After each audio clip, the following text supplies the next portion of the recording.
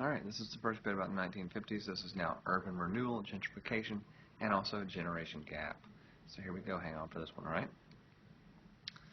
First off, these urban cities, these Rust Belt places, were decaying. So people came up and said, rather than building up suburbs in the 1950s, let's restore this. We call this process urban renewal. It's taking down an old factory and turning it into condominiums or shopping things and things like that, okay? And it happens all the time. Now, there is a problem that exists in that. And that is when you do this, you actually have to kick out some of the residents. And then they cannot afford, due to the amount they're paid, to A, live in the places that have now become where they once lived, or to shop and enjoy these places. We call this process gentrification. Basically means that due to urban renewal, the low-income residents who at one time lived there can no longer enjoy that area. And that's a major problem today. You kick them out, so you're going to try to make more money, and where are they going to go?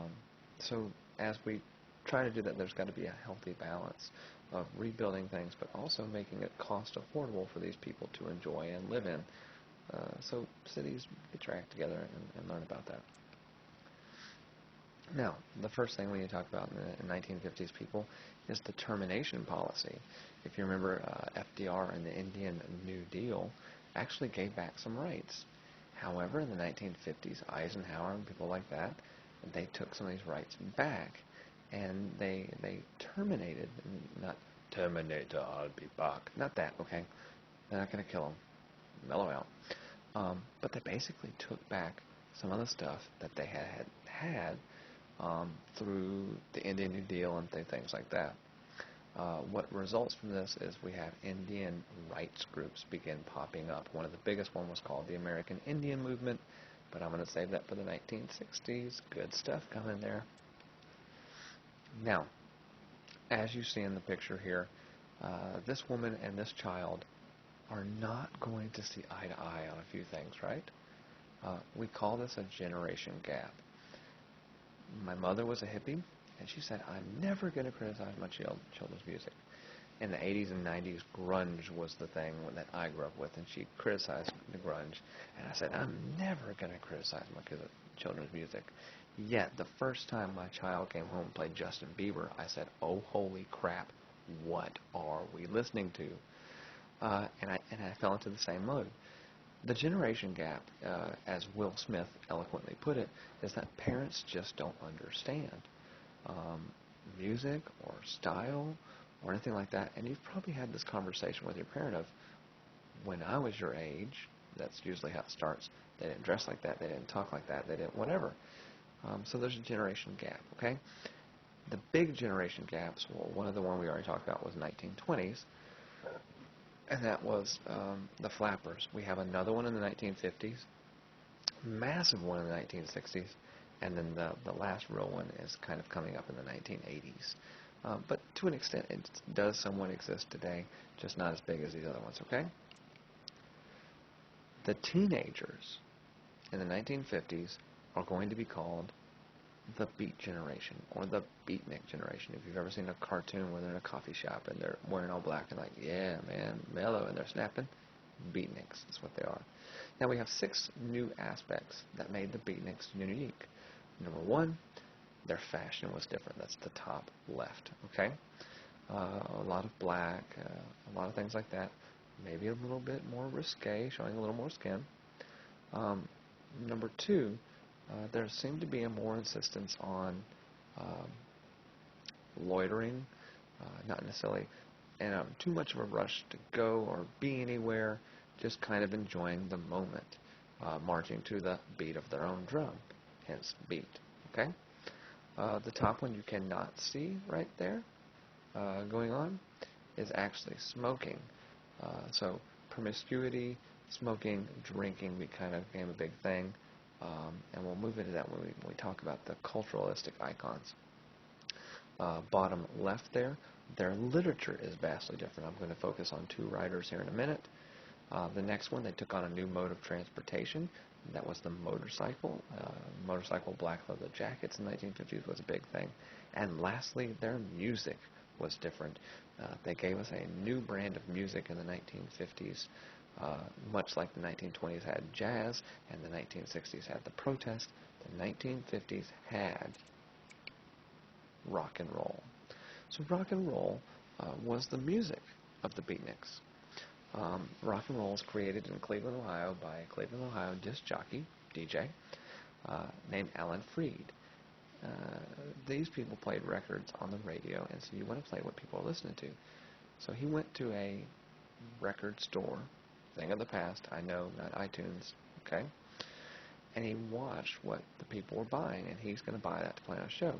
He is shocked that in a segregationist, separate but equal society, white, affluent teenagers are buying the R&B records of black singers. And how can this be? So these blues, R&B, as rhythm and blues as they were called, when they are played, quickly became rock and roll. In fact, the Rolling Stones were at one time considered an R&B group. And so this is the other reason that the Cleveland, Ohio is the home of the Rock and Roll Museum. Now, some writers, and then we'll talk about other cultural icons. The two big writers we need to talk about in the beatnik generation. The first is Jack Kerouac. Now, Jack Kerouac wrote in a distinct style. Some people hate it because there's not a lot of punctuation, etc. Other people love it because it's free and it's expressive. You can make up your mind if you're willing to read that. Jack Kerouac's big writing was called On the Road, in which Jack is going to lay out for us his encounters with three people that society said were not cool, not conformist, and that was a con man, a thief, and a prostitute. So interesting stuff there. Allen Ginsberg, pictured here in the front with the glasses, is going to write a long poem to describe the beatniks, and it is called Howl, like a wolf howls at the moon. He said you can't explain why a wolf howls in the moon, it's just instinctive. I can't explain to you why the beatniks do what they do, it's just instinctive. Okay? Now, other cultural pop icons in the 1950s, number one is Elvis Presley. He was the king of rock and roll, and his actual knee was considered vulgar. He's moving his hips. If we could go back in time with a time machine and take someone from the 1950s and put them, and they thought, remember, Elvis was vulgar, and we put them in front of, I don't know, Nicki Minaj's Anaconda video, they might have a stroke, and we might be considered an accessory for murder at that point. Generation gap. The next cultural pop icon was kind of the quintessential man in black with a motorcycle, and his name is James Dean. And James Dean was in a lot of movies, and most notably was called A Rebel Without a Cause. Just rebelling against society, because that's what it is. And he lived a fast life, and ultimately he died in a car crash. Seatbelts were not mandatory, and there's a lot of things. And the last one in the 1950s was the blonde bombshell herself, Marilyn Monroe. Gave women this new thing to look at. And Marilyn Monroe is really interesting. Number one, the fact that she wasn't rail thin as a model, anything like that. She was a decent-sized woman, and that shows us a lot of things that we need to pick up on our society. All right? And now there's many other cultural icons. I just picked these three because they're ones most people know. Well, maybe not James Dean, but you've heard of Elvis, you've heard of Marilyn. James Dean was cool too, I'm telling you. Go watch some of the stuff. All right? The next video is going to be about the 1950s and communism. Here we go.